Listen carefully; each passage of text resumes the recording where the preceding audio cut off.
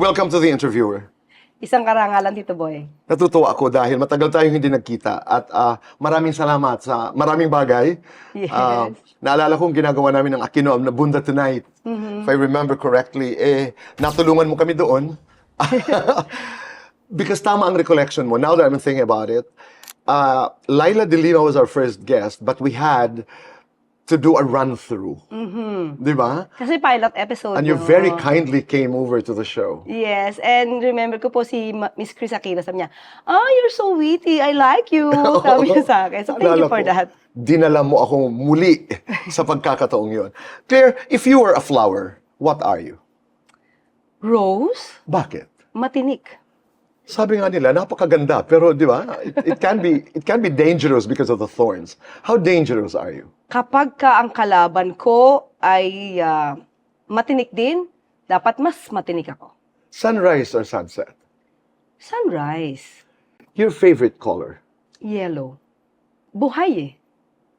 Buhay siya. Masarap siya sa mata. Masarap siyang i-color sa coloring book. Really, totoo. Mas madali siya i-color. If you have wings, where would you go? Heaven. Bakit? Siyempre, kailangan kong kausapin si Lord. We'll get there later. Your state of mind right now? Maayos. Stable. Baka sila hindi. Expressive or explosive? Explosive. You know, you get into trouble because of that. You're aware. I'm not aware. You're not. Yun, I'm not. Talaga, normal sa'yo yun. Yes, because whenever I know that what I'm talking about, kailangan ko siyang express. Otherwise, nasa dibdib ko lang siya, hindi ko masasabi sa ibang tao, di baliwala rin naman yung nasa isip ko. Spokesperson or broadcaster? Ay, mahirap. Siguro, sa ngayon, spokes. Do you feel sometimes that you were prepared for this position by you being a broadcaster? I think so. Meron na, no? And aside from that, siguro, Tito Boy, being a trial lawyer, litigation lawyer. Tama. Mas prepared ako. Mas handa ako. Explainer or defender? Explainer. Matagal mong ginawa yun eh. Yes. Even in our show, during the usapang The Campanilla, lagi naman explainer. At ang iyong ginagawa ay you would explain yung mga usaping legal sa lingwahe na naiintindihan ng sambayanan. Yes. At yun yung gusto ko. Mas pinapababa ko yung pangunawa. Tama ba? Yung malalim, mas iaangat ko para yung ibang tao na hindi ganun yung kaya nilang abutin. Yun yung mas gusto kong nire-reach. Para mas maintindihan nila ano ba nangyayari. At Claire, napapakinggan kita noon sa ML. And you did it in a way without having to condescend. Ako, eto, Tito Boy, siguro hindi ko alam kung matatandaan mo. You had this episode about Mocha Uson. And I know, makahanggang hindi alam ni Mocha Uson at that time na pinagtanggol ko siya. Remember yung episode nila na nagjo-joke sila about the sign language? And sabi ko sa DZMM, sa program namin, sabi ko, wala akong nakikita na minamaliit niya yung mga person with disabilities. Kasi, wala silang pinangalan ng tao. Sabi nga natin, nakikita natin sa movies, mga jokes. Iba nagpe-pretend na subulag. Iba nagpe-pretend as pilay. Pero tinatawanan natin. Sabi nga natin, kung at that time, kung si Dolphy ang gumawa niyan, papanoorin natin. Hindi natin kinukondena.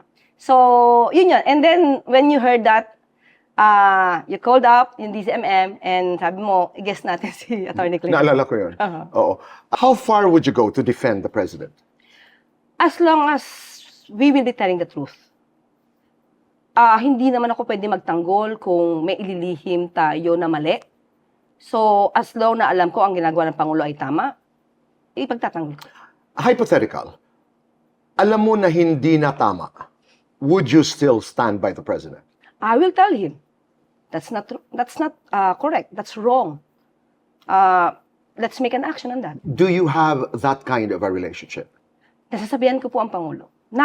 Nabibigyan ko po siya ng advice. Nasasabihan ko po at nakakapag-suggest po ako. Without him reacting, without him, reacting in a way that, you are his spokesperson and you should just be. Kasi ang kailangan po ng Pangulo, hindi lang sip-sip. Kailangan po niya ng mga taong magbibigay sa kanya ng tamang impormasyon. Meron po ako isang example. Meron po isang naturalization na inihain. Halos lahat ng lawmakers ay aprobado. And then, alam ko na mukhang medyo hindi magiging maganda yung sitwasyon. So, I told him, Sir, kindly review this bill. Ito naturalization, application for the naturalization, pending before the Congress at isasubmit sa inyo. Just try to study that. And he did. He vetoed it. After 3 months or 2 months, that person was accused of kidnapping. So nakikinig po ang Pangulo. Are you the first person or one of the first persons that he sees in the morning?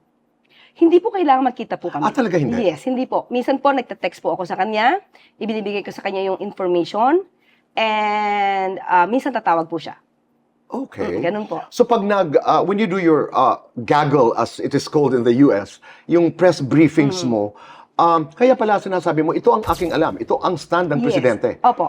Oo. Kasi may mga pagkakataon po, kaya minsan sabihin ko, I will get back to you, kasi hindi ko pa nakakausap ang Pangulo patungkol dyan, o wala pa naibibigay sa aking additional information. So, sasabihin ko po talaga outright na wala pa akong information. And because of this access to the president, wala kang mga nakakaaway. You know, this is a snake pit. When people perceive someone, not necessarily you, as somebody who has access to power, who has access to the presidency, for example, kaya ingitan ka. Wala po akong nararamdaman. Kahit po ang ibang mga secretaries, nakakausap ko po kasi sila. May mga issues po kasi every briefing, may mga issues sila na kailangan ko secretary. So whenever I will give them a call, ready sila. So parang tulungan po. So wala akong nakikita na maaaring magalit sa akin. Lampas 1 taon na, February? Yes, Feb, March, April, May, June, 1 year and 4 months. Right. Oh. Hindi ka pa napapagsabihan ng presidente? Na sa mga sagot ko po? Halimbawa, Claire, medyo dandahan tayo doon. Hindi naman po. Hindi naman. Traditional media or social media? Both. Iba na po kasi ang panahon ngayon. Ipaliwanag mo ngayon. Okay, unang-una syempre po, I really have this respect sa mainstream media. Bakit? Lahat po kasi nang nilalabas nila dyan, most of the time, binevet yan eh. So kaya po, I rely on the news sa mainstream. Sa SOCMED, ang maganda lang po sa SOCMED kasi yung iba, mas nadidetali nila. Pero naaabuso po kasi yung SOCMED. Hindi ka na babother sa bilis? Nababother, mabilis din po ako eh. Hindi. Bago pa kasi ipaliwanag, bago ka pa, you know, bago ka gumawa ng sarili mong opinion, alam mo yun, yung ang bilis at ang daming bersyon. Siguro po doon ako na training because pag may kaso sa akin, inaaral ko po agad yan at nilalaliman ko yung pag-aaral. So mas nahimay ko. Tito Boy kasi ganito ako eh. Especially pag cross-examination. So inaaral kita. Okay. Inaaral ko kung anong salita mo, every word mo, kilos mo, demeanor mo. So siguro nagagamit ko siya especially doon sa YouTube channel and at the same time sa briefing. Saan ka papunta? So, At sinasabi mo ko yun. siya. Alam mo, Yes. base pa lamang sa tono ng iyong sinasabi, ito ang pinupuntahan mo eh. Yes. Base pa lamang sa tindig mo, ang paniniwala mo ay ganito. Yes, Madalas opo. kong naririnig yan. That's where it's coming from. Being a litigator. Kasi siyempre babasahin mo talaga yung behavior ng tao. Lawyer or lover? Lawyer or lover of my husband? Siguro, I will choose to be the lover of my husband. That's Okay. good. 3-in-1 or brewed coffee? Ayoko na ng 3-in-1. Brood na lang. One word. Describe yourself as a mother. Loving. One word as a lawyer. Successful. As a broadcaster. Patient. One word for Vice President Sara. No comment. One word Never mind. for Harry Roque. Inday. One word for President BBM. Masipag. Honest. One word for Kiko Barzaga. Meow. One word for Lian Leviste. Businessman, sabi niya. One word for the Senate. Magulo. One word for Congress. Maayos. Spontaneous or prepared. Pareho, dapat eh. You can be spontaneous. May Pero pagkakataon. may pagkakataon, pero dapat prepared ka rin kasi if you will just talk of anything without being prepared, mahirap po yun eh. Aside from BBM, who do you think is the best president of the country? Wait, madami. First Siguro name that po- comes to mind. After studying the history po, siguro I guess it's Marcos Sr. Siyempre, kaya lang iba po yung panahon ng kabataan natin, iba yung nadidinig natin. Pero if you will read and gather facts kung ano yung nagawa nila, he was one of the best presidents we had. And of course, siguro sabihin ko rin po si Cory, si Tita Cory. Because? Parang naramdaman noon, yung sinasabi na talagang may freedom. Pero ito po, iba po rin pa yung sobrang freedom. Dapat meron ka rin konting restrictions. Kasi pag sobrang freedom, parang dumami po yung corrupt. Pag-usapan natin yan. Kaya, do you think our unitary presidential democratic form of government, ito ba'y angkop ngayon sa ating bayan?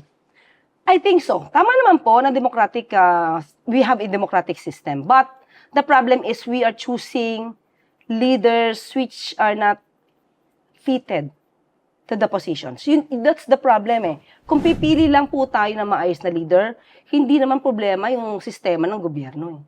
Ang may problema po kasi dito yung pinipili nating leader. Merong gahaman sa posisyon, may gahaman sa pera. Di ba? Puro pansarili ang inisip. It's not the system. It's the people. Okay, so if you were to describe the presidency of President Marcos, and the political climate today, how would you describe that?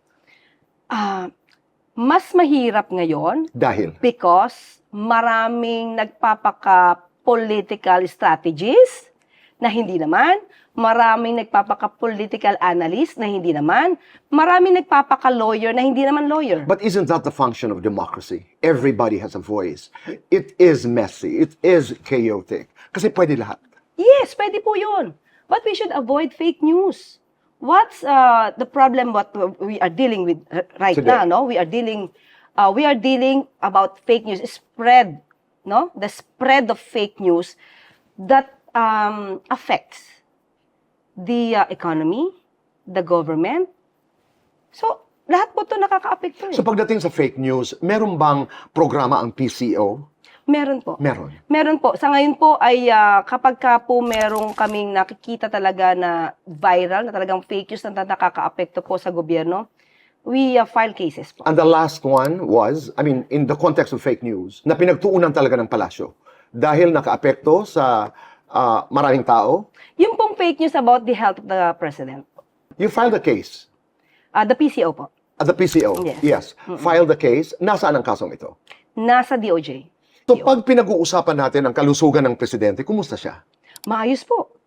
At makikita naman po kasi halos araw-araw po talaga yan. It's either may event sa labas ng palasyo or private meetings po. When we say private, hindi po ibig sabihin na hindi alam. Ibig sabihin, it concerns only, let's say, specific Right. department. So, gano'n lang po yun. So on the ground, pag nakikita mong presidente at pag nagpapag-usapan ninyo ang kanyang kalusugan, halimbawa, tumatawa ang presidente o... Yes.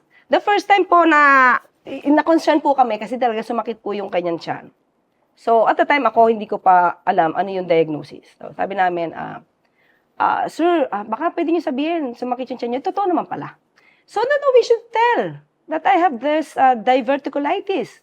So, the first time that I heard that ito, boy, hindi ko siya ma-pronounce. Oo. Really, di ba? Mahirap naman talaga. Ano po yun, sir? So, Diverticulitis. oo, Okay. so, siya po yung nag-suggest na we have to tell this to the people. Yun talaga yung nag-suffer ako sa diverticulitis. Mhm. At nahirapan po talaga siya at that time at may diet siya. Okay. Meron siyang soft diet siya. At that time. Rate 1 to 10, 10 being the highest. Harry Roque as spokesperson. Do I have to judge him? You don't have to. Wag na lang. 1 to 10, 10 being the highest, yourself as a spokesperson. O, syempre, dapat 10. Bakit ko naman, hayaan nyo nang i-judge ko yung sarili ko. Pagbigyan na. What is the most important qualification of a spokesperson? Unang-una po, syempre, dapat, learned ka. You should know how to speak, how to appear, how do you call this? Confident. Confident, and at the same time, you should be truthful. Kasi, kung wala kang hawak na Resibo. na facts, na resibo, Tito Boy, ang hirap mong paniwalaan eh. Although alam ko maraming hindi naniniwala sa akin, yung mga obstructionist. Sige na, sa inyo na yan. Pagbibigyan ko na kayo mga obstructionist. Pero yung mga tipong, mga neutral, at nakikinig pa sa news, I know naman, they believe in me. Doon sa tinatawag mong obstructionists, hindi ka nadidistract? Hindi. Baka sila nadidistract sa akin. How often do you see the president then? Sabi mo kanina, paminsan-minsan tawag, text, but how often in a week? Siguro po, pagka po may meetings po kami, the most, mga 3, mga ganun po. Or, kapag ka po may issues po, hindi ko naman talaga siya kailangan, kasi lagi po siyang busy. But, mas madali po kasi yung tawag or kaya yung text eh. If you can ask Vice President Sara one question right now, what would it be? Face the impeachment trial. If you can ask ex-President Duterte, who is in The Hague, one question right now, ano yun? Let's pray. If you can ask President BBM, isang tanong lang, ano yun? Hanggang kailan mo matitiis yung fake news? If you can ask Congressman Martin Romualdez, one question, what would it be? Can you defend yourself? One question for Senator Alan Cayetano, what would it be? Tatagal ka pa ba dyan? If you can ask one question to God, what would it be? Can you forgive them? As a lawyer, will you lie to defend a client? No. But I will. I have to choose the law that will fit my case and my client. That's defense. Doon ako magaling. Ang presidente, would you lie? Again, I mean, I know this is a repetition, but would you lie for the president? I don't think there's a reason for that. Okay. Hindi. I will not do that. Kasi nga, I will not, people will not believe in me if I will tell lies. So, I would rather not. Childhood. When you hear the word childhood, what comes to mind, Claire? Ako, active po kasi ako nung bata ako competitive. Siguro, sabi ko, ito yung sinasabi ko sa iyo, I will not compete against anybody, but I will compete against myself. Kasi kailangan ko ng taasan yung level ko eh. So, pero hindi ako nakakatapak na ibang tao. Describe yourself as a student. Active, matapang, nanununtok. Claire, nung estudyante ka, ligawin ka. Yes. Opo. Walang effort. Gawin lang. Opo. Walang ka-effort yun eh. Do you remember your first boyfriend? Sir, patawad po. Okay. Sinabi ko sa asawa ko, siya yung first boyfriend ko. Let's stay there. You're a daughter, you're a wife, a friend, a lawyer, a spokesperson. Pero Claire, who are you first? Okay. I was asked by the judge before. Kasi nasa DCMM na po ako. Sabi niya sa akin, Claire, sabi niya, ano bang gusto mo? Mag-artista o maging lawyer? Sabi ko, I want to be the successful mother ever and a loving wife. Yun po. Yun ako eh. More para sa family. Family first. Oo. Siguro kung ba't ko hindi pipiliing maging artista, sabi ko, parang hindi ko forte mag-artista. Although mukha tayong artistahin. Parang hindi eh. Your opinions are the following. Same-sex marriage. Same-sex marriage, I don't know if it is the right thing now. Siguro if there's a law. Iba na po kasi yung panahon ngayon. We can accept everything. So there's nothing wrong with that for me. Hypothetically, if you were a congresswoman, would you vote for the SOGI bill? Okay lang po yun. Okay. Kasi alam niyo po, pare-pareho po tayong tao eh. At iba-iba rin po yung nagiging damdamin natin. So, we have to respect each other's feelings po. Anti-dynasty bill. Number 1 po yan kay Pangulo. Pinapamadali na po yan. But personally, Yes, dapat po. okay. Kasi marami pong abuso. abolition of the party list system. Parang hindi po eh. Kailangan lang po sigurong i-monitor, i-manage, at hindi na magamit sa abuso. Marami po kasi umaabuso ngayon sa party list eh. So dapat tama lang po. Kasi maganda po yung Intent of the law. Yes. Nung ginawa po ito ng panahon ni Tita Cory, maganda po yung intention niyan. Marginalized yan eh. Representation of the marginalized. Yes. Ang problema ngayon kasi iba na eh. Politiko na rin. Tapos party list, sila lang. Pampalawak, pampalaki, to perpetuate power. Oo. Tapos kamag-anak din nila yung congressman, yung senator. Turncoatism.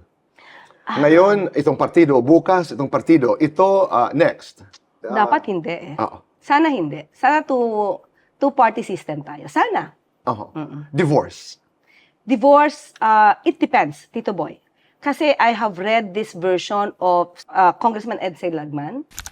Yung version niya po ng divorce, it's okay, it's fine with me. What makes it okay? Okay, kasi meron dong mga provisions regarding the provisions regarding legal separation. So, ni-level up lang niya na maging part ito ng nullity of marriage. And I think, let's say, 5 years na kayo hindi magkasama. Meron na kayong pamilya sa iba. Di naman kayo nagdidemandahan ng adultery and concubinage. So, kung wala na kayong chance, then I think it can be a reason for nullity of marriage. Kasi ngayon po, ang hirap po ng nullity of marriage because you should prove pa, maliban doon sa mga provisions regarding void marriages, you have to prove pa na he is psychologically incapacitated or the other party. So, medyo mas mahirap po yun. Ang ayoko lang po siguro, Tito Boy, yung sasabihin na, magkasundo tayo, magpirmahan tayo. Ayoko nun po yun. Ayoko nun. Paliwanag natin kung bakit ayaw mo. Ayoko kasi po, ang relationship po dapat wini-work out yan eh. Dapat lagi nyo pong isipin nyo na kaya pa natin. Kaya lang kasi kung may pirmahan kayo, at that time, mataas pa yung mga pride nyo kay isa't isa, hindi nyo siya maaayos kasi pipirma lang kayo. Saka, I respect the sanctity of marriage. Death penalty. Sa ngayon, hindi po kaya. Although sinasabi natin na okay ang ating justice system, but we are not prepared for that penalty. Marami pong abuso. Hindi ko sinasabi lahat ng kapulisan, pero marami pong nagpaplanta ng ebidensya. Alam naman natin, may gumagawa na intriga, may eksperto sa pagplanta ng ebidensya. One of the prosecutors we had admitted that, Tito Boy, and that was former President Duterte.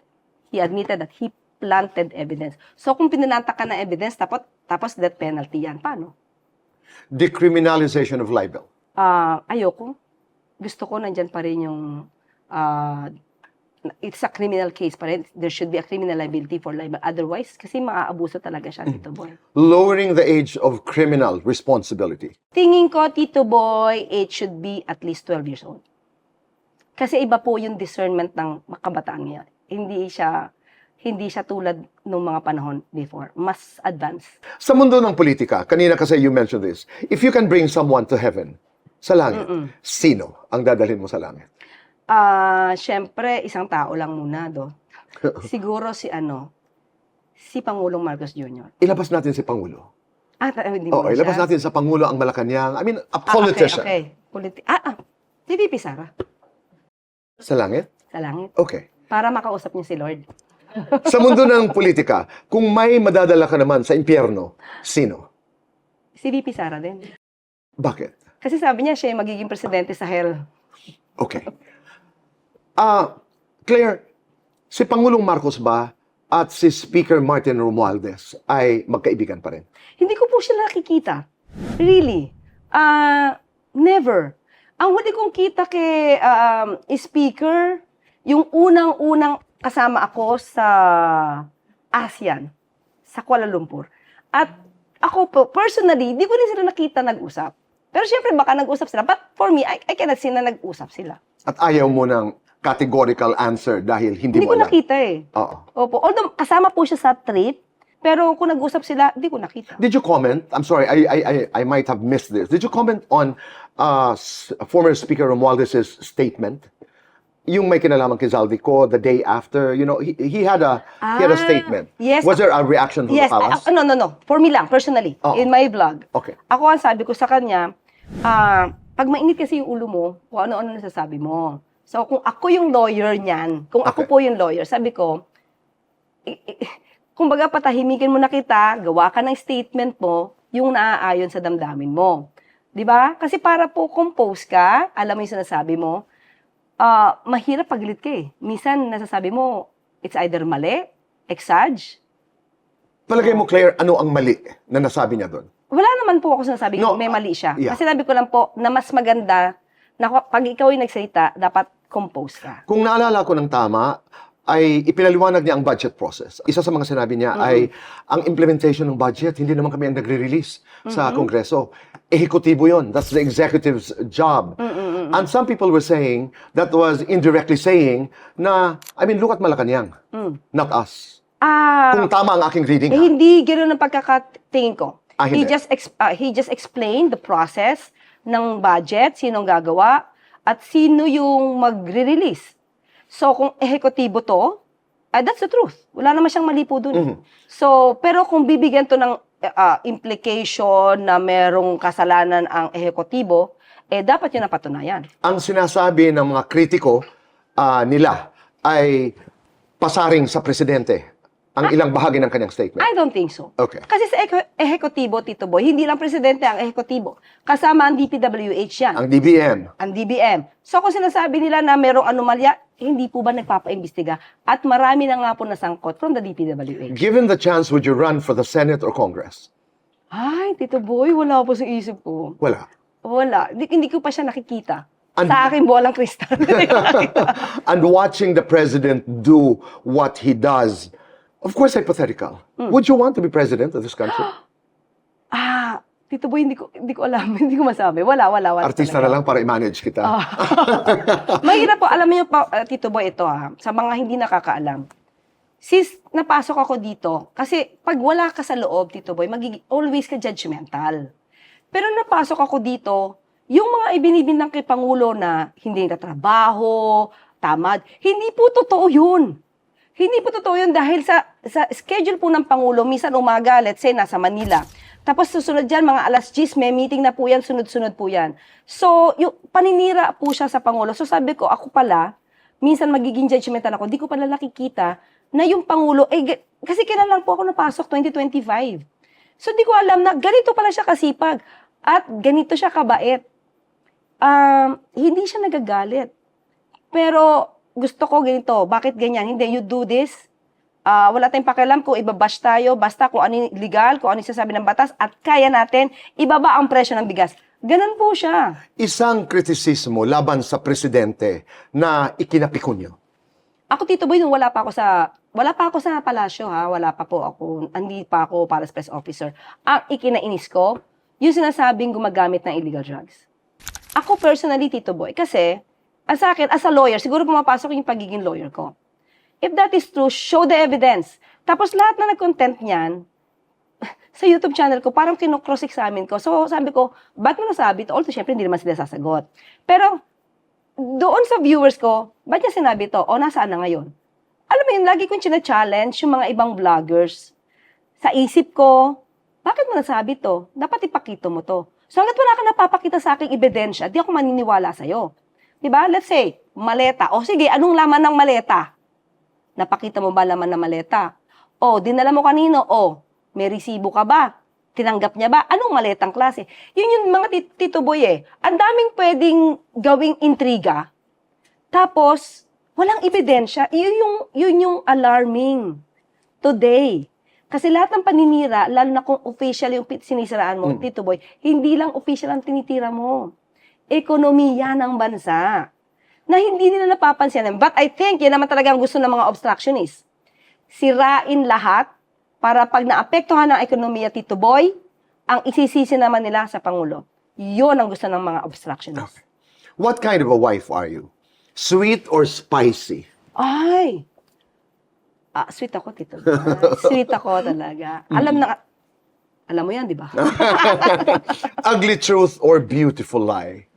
Ugly truth na lang. Kasi truth Bakit naman mag-lie ka tapos feeling beautiful ka? Beautiful lie kasi. Tapos mali naman. May aatrasan ka bang away? Kung walang kwenta. Ano ang walang kwentang away? Wala siyang basihan. Wala. Parang, sino ka? Para patulan kita. May ganun Oo. Sino ka? What can make you resign from your job? If I will be forced to tell lies, siguro. Our country is extremely politically divided. Hindi na nakikinig ang isa't isa. Tama ang basa? Agree or disagree? Nobody's listening to anyone. Marami po kasing gahaman sa posisyon. Nagmamadali na makaupo. Doon yun nag-start, Tito Boy. Kung walang gahaman sa pwesto, tingin ko maayos naman yung bansa natin. Okay. So doon nag-start yun. In these very confusing times, who can we trust, Claire? Except God? Yeah, except Okay. God. I think now, ourselves. We just have to be this, we should have this critical thinking lang, Tito Boy. Kapag wala kang critical thinking ngayon at hindi ka magiging mapanuri, maliligaw ka. Oo. Dapat hindi tayo madaling masuway. Of course. Dapat nagtatanong Absolutely. tayo. Impeachment or Constituent Assembly? Impeachment. Chucky o Chaka? Chucky doll. YouTube or TikTok? YouTube, Tito Boy. If you were to say thank you and sorry to the president, how would you do it? Sasabihin ko po talaga diretso, sir, sorry po. Kasi po, si Presidente po, hindi po talaga siya magagalitin. Hindi siya nagtatanim ng sama ng loob. I mean, you can feel that eh.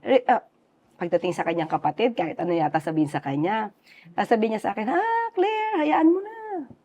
Ganun siya kabait. Kahit anong negatibong pinupukol sa kanya, Claire, hayaan mo na. And if you were to say thank you? Thank you for the opportunity. Sorry and thank you to VP Sara. How would you do it? I will not say sorry. I will not say thank you. Who is Claire Castro when no one is watching? Alaskador. Opo, mapambus ka ako, especially sa mga anak ko. Ang dalas kong biruin. Amidst the noise and haste, ika nga ng desiderata, who keeps you grounded? My faith in God. I know He's always with me. Oo. I always ask for guidance. I always ask for His protection. So, I know who's with me. I know He is with me. Who can shut you off? My husband. Talaga? Yes. Ano yan? Sinasabi niya, tigil na. Oo, kasi minsan pag nagtatalo kami, yan ka na naman eh. Kino-cross-examine mo ko eh. O, di siyempre titigil na ako. So, lalambingin ko na siya. Okay. When are you most vulnerable? Siguro pag it concerns about my children. Are you a better listener or a better speaker? I can say both. I should listen. I should also watch. Right. So that I can speak well. I can deliver the message. When was the last time you did something for the first time? Maging para press officer for the president. Kung may third eye ka, saan mo ito ilalagay? Sabi ng asawa ko, dapat yung mata ko dito. Dahil? Kasi pwede mong ganun, no? Pwede mong pakita. Kasi pag sa mata, di ba, pag gumanong ka, kita na agad nung kalaban mo yung ulo mo. Samantala? So, ito, pag ganun di halata, oh. Basta kung sa kaganon. Okay. Gaganon ka lahat, everywhere pwede. Tall, dark, or handsome? Naku, lahat yan meron ng asawa ko eh. Pwede ba lahat? Lahat pwede. Short hair, long hair? Sa akin po, short hair. Mga Ginoo o medyo bastos? Mga Ginoo. Ako na lang yung magiging... Facts or truth? Truth. Kasi you can have truth if you have the facts. Okay. Who controls the political narrative at the moment? Sa iyong opinion? Of course, the executive. Credibility or popularity? Credibility. What scares you the most? If any? Kapag namayani ang kadiliman sa Pilipinas, delikado yon. Why did you accept your position? Dahil ba sa naniniwala kay presidente o dahil malaki ang sweldo? At that time po kasi, Tito Boy, hindi ko gustong pumasok. Really. I had the script. We practice it. Ng anak ko, saka ng asawa ko na we will not accept. But when the president, talk to you, Claire, can you help the government? Yun lang po yung words na sinabi niya. Parang, sige po. The president was talking to you. Di ba, una starstruck. Tapos, hindi ko po inisip, Tito Boy, never in my life na inisip ko na makakatabi ko, makakausap ko ang presidente ng Pilipinas. Hindi ko po talaga siya naisip. Yes or no? Will you take a bullet for the president? Yes. Biggest misconception about Claire Castro? Mataray. Hindi naman ako mataray eh. Mukha lang. You are at the gates of heaven, at the pearly gates, and God asks you, Anak, bakit kita papapasukin? What would you say? Kasi I am your child. Ngayon ba, amidst the noise, posible pa ba ang makabuluhang pag-uusap? Yes. It is important to have that, Tito Boy, nowadays. Kasi kung walang makabuluhang pag-uusap, maliligaw ang mga Pilipino. Maliligaw yung mga Pilipino na nasa algorithm nila puro fake news. So, kailangan talaga po na pag-usapan to para mabuksan yung isipan ng mga Pilipino na, ay, ito pala yung totoo. Mali pala sila. Marami po talaga kasi nabubudol. Sabi ni George Stephanopoulos, proximity to power is power. You are very close to the most powerful man in the country. Are you powerful, Claire? I don't think so. I will never abuse this task, this job, given to me by the President. I will never use his name. Buhay pa ba ang pag-asa sa kabila ng ingay na nagaganap ngayon? Alam mo, Tito Boy, if you believe in God, there's always hope. Kaya lagi lang tayong dasal. Dasal lang po talaga. Have you ever been told that you are too aggressive and loud because you are a woman? I think that's a compliment. Kailangan ko maging loud. At hindi ako pwedeng princess type, Tito Boy. Sa panahon ngayon, saka I am not like that. Hindi ako ganon. Private life, public life? I cherish my private life, Tito Boy. Oh. Do your children watch your press briefings? Hindi yata, may klase sila. Sasabihin ko, sabi ko sa mga anak ko, you should be updated with the news. Kasi lagi ako nandiyan, tapos hindi kayo updated. Okay. Anong beauty ritual mo? Sa gabi, Tito Boy, siguro yung pagpupuyat. Hindi ko alam kung nakakatulong ba to. Siguro lang, Tito Boy, yung ang tawag ito, yung moisturizer. Anong paborito mong ginagawa kay Mister? Asa rin. Ano ang paborito mong ginagawa sa iyo ni Mister? Siya yung aking pagka may YouTube, nagla-livestream ako. Claire, meron tong basher sa'yo. Sabi ko, pwede ba? Ikaw na lang manood niyan. Sabihin mo na sa akin, kwento mo. So, yun yung the usual namin pinag-uusap. Happiest moment of your life so far? Having children, Tito Boy. Love or ambition? Love. Selosa o nonchalant? Nonchalant. Anong asawa ko Mabuit Walang selo-selo. Where does a lawyer end and the spokesperson begin? I don't think so, Tito Boy. Parang I can do it both. I can do those things at the same time. Pero ito, Claire, this is very interesting. As a lawyer, do facts always win or does narrative matter more? Tito Boy, pareho. I should have the narrative, but my narrative should always be based on facts, Tito Boy. Hindi ako pwede magkwento tapos walang pinanggagalingan. Mahirap po yun. So, doon ako critical. I mean, lagi ko yung inuusisa. How can you say these things so wala kang hawak na resibo? Do women in politics get punished emotionally? On my part, hindi sa akin, wala Emotional or decisive? Decisive. Kape o tulog? Kape. Your very first impression of the president? Wala, Tito Boy, alam mo, starstruck lang ako. The first time ko siyang nakita, parang hindi nga ako makasalita. Most surprising thing about President Marcos? Sobrang sipag, Tito Boy. Sobrang bait, sobrang sipag. At ito, Tito Boy, he always thinks about the Filipino people. Most misunderstood thing about President Marcos? May nagsasabi kasi matamad siya That's not true.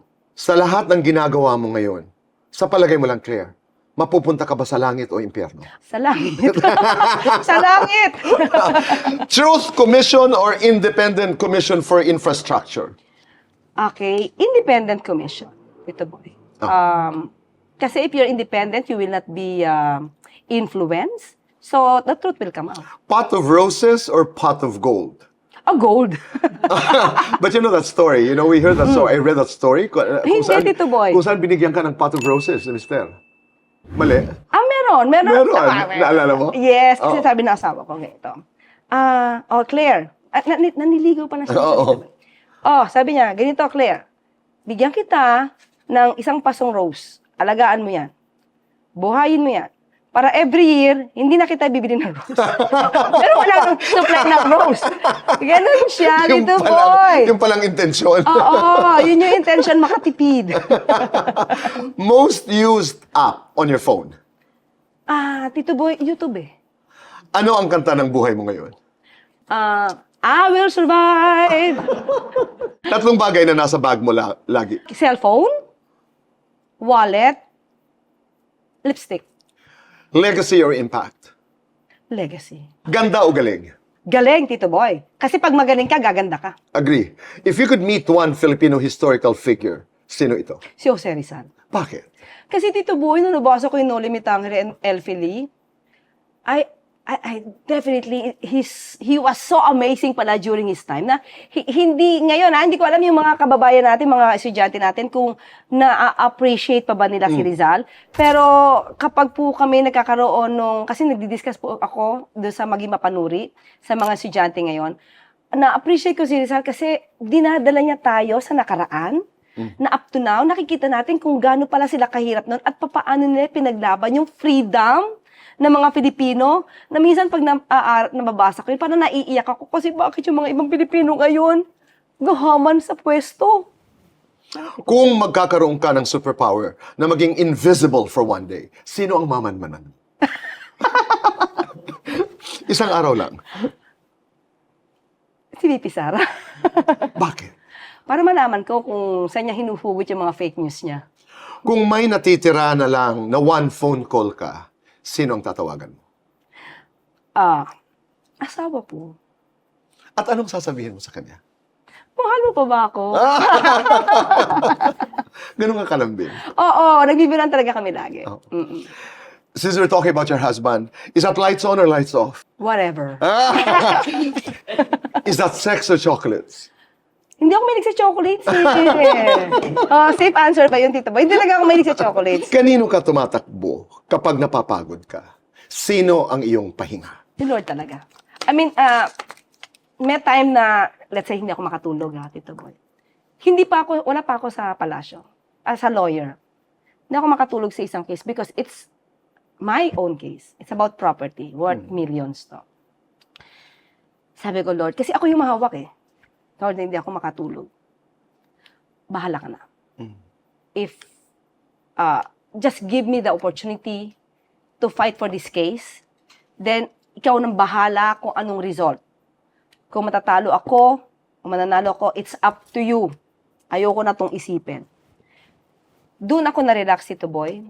And after that, parang lahat ng evidence na pabor sa akin, bumabaksak lang sa akin. Total surrender. Yeah, doon lang po. So, sa lahat po, advice na rin po, sa lahat ng nahihirapan, total surrender lang and huwag nyo lang isipin kung ano lang yung mangyayari sa inyo. Gawin nyo lang yung best nyo. Kasi sinabi ko naman kay Lord, just give me the chance to fight for this case. Right. Okay, pag talagang up to Supreme Court, hindi maganda ang resulta, maybe it's a fate. Yun ang nakasulat. Yun Ika ang nga. nakasulat. Subukan natin. Can you write your epitaph? One day, people are gonna look back and say, sino nga ba itong Claire Castro na ito? Claire Castro, write your epitaph, Claire. Nandito na, si Auntie Claire. Complete the sentence. I am Claire Castro and The fighter. you are. Yes. Thank you so much. Claire, Tito maraming Boy. salamat. Maraming salamat sa pagkakataong ito. God bless you and God bless us all. Thank you very much, Tito Boy. It's my pleasure. Mabuhay ka. Hi, people of the Philippines and people of the world. Hit the button below and you will be subscribing to the Boy Abunda Talk channel on YouTube. Let's keep talking. Kaibigan, tuloy ang usap.